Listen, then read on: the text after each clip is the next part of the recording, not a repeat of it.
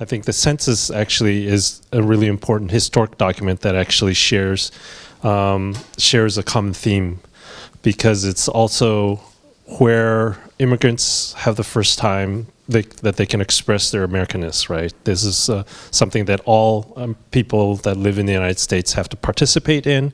And so it's a way to show who's been here.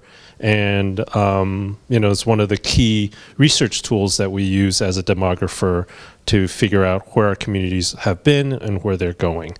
So I want to share with you a little bit tonight, a series of maps, right, to show what we'd use the census data for. The first, there will be 3 consecutive maps, about 5 sets of maps. The first map in each series will be a map of 1980, where we were in the 1980s. I think some people were just being born right around then. The second map will be for 2010, the last census that we had, the last complete count of our communities that we had. And then the third one will be right hot off the presses is 2018 data from survey data that the Census Bureau does. But I'm going to show you why it's important that we need a complete count, because survey data are very, while they're important and timely, they often lack the ability to really give a full, complete picture of our communities. So with that, I'll go in with the first set of slides. So these next maps are of the Asian American community, all Asian Americans. So if you look at Asian Americans in 1980, you'll see that the really dark red doesn't really exist yet. We see that in Chinatown, we see Elmhurst, Jackson Heights, and Flushing.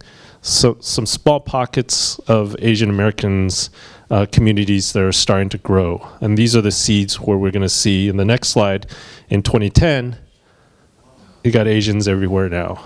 You got, Chinatown's still there, but you've seen the expansion of the Chinese community down into southern Brooklyn down here. You see the growth of the Asian community from Flushing all the way out to Long Island. You see the growth, but changing demographics happening in the Jackson Heights and Elmhurst area. And then you have northern New Jersey, which is becoming more and more Asian, and even Westchester. These are the new data that just came out this week from the American Community Survey. The Census Bureau also does throughout the decade.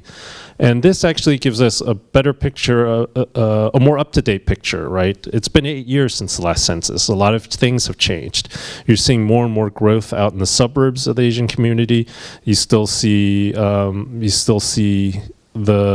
ethnic enclaves that are within the city, but you see Asians are starting to become more and more part of the fabric of the entire city of New York.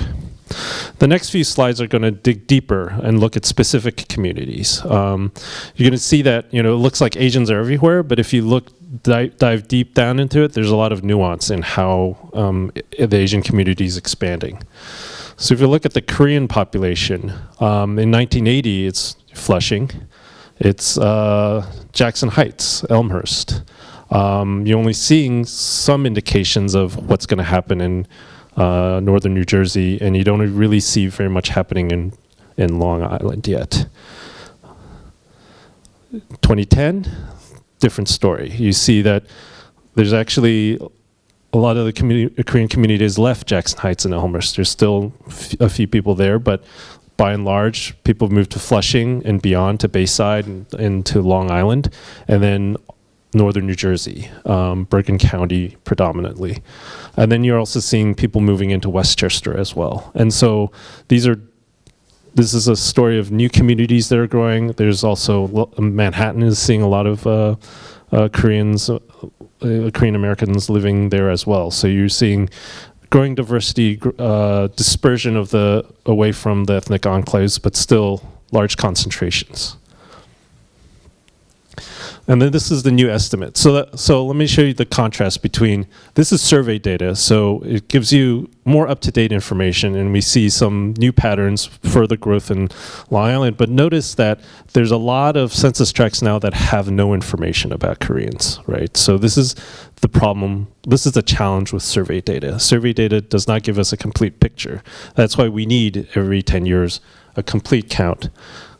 And in 2010, those Koreans living in those areas that are blue that suddenly turned white, they didn't go away. They're just not covered by survey data because you can't not surveying everybody.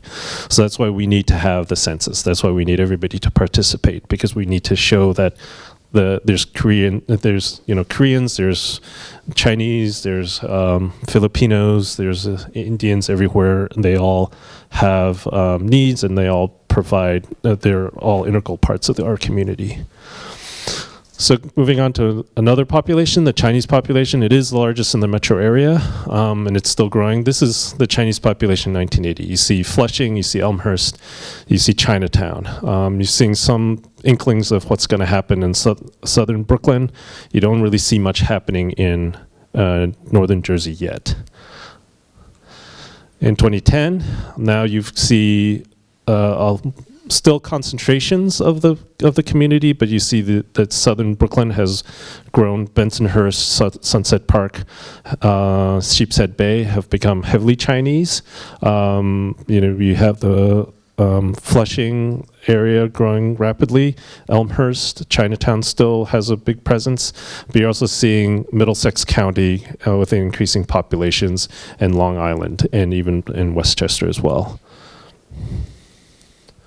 And then, again, this is the updated data. We have more newer information. We're seeing that the trends continue, and that these are areas that we expect to have increases of Asians and Chinese being counted in 2020. To show you the contrast, so the story of the Japanese community is their immigration patterns are different. They are no longer a large immigrant sending community. A lot of it is more native-born populations, and so their settlement patterns are different, right? There's more Japanese in the outer boroughs, in northern Jersey, and in Westchester, even in 1980. If you look at 2010, they are still in those areas. They're even moving a little further out into the suburbs, but you're seeing increasing settlement also in Manhattan and in Long Island. And then again, because there's such a small community, survey data doesn't really capture a lot of the changes that have been happening, so you see a lot of areas where we don't have information. And so that's the challenge, again, showing, particularly for smaller Asian communities, like the Japanese community or the Vietnamese community, we really need to have a decennial census to be able to have a complete picture of what's going on in their communities. And the Indian population, this is the really fast growing. In 1980, we really don't see a cohesive Indian community or South Asian community. Flushing, there's this, in the southern part of Flushing, you see a little bit of a community there, but by and large, it's pretty much an even spread of the population, and at very low levels, at about 100 or less than 500. In 2010, you see tremendous growth. You see growth in both Morris County and in Middlesex County in northern Jersey, but you also see the Indo-Caribbean communities spring up in the Richmond Hills in the southern Queens area, Richmond Hills and South Ozone Park, and then along Jamaica and out here in Douglaston, I believe. And then the burgeoning community in Jackson Heights as well. So you're seeing a tremendous growth in this population as India opened up their immigration, and a lot more Indian Americans are immigrating to the United States. And then 2018 those numbers, even despite the fact that it's a really large community, we still have gaps in the coverage of the survey data, but we're seeing further growth in the same areas that we mentioned before. And also we're seeing increases in Long Island as well. So that concludes the presentation. I hope it was informative, showing to you the importance of the data in telling our stories as a community and making sure that we have this historic document as we go forward of how immigration has changed our city and our country. Thank you.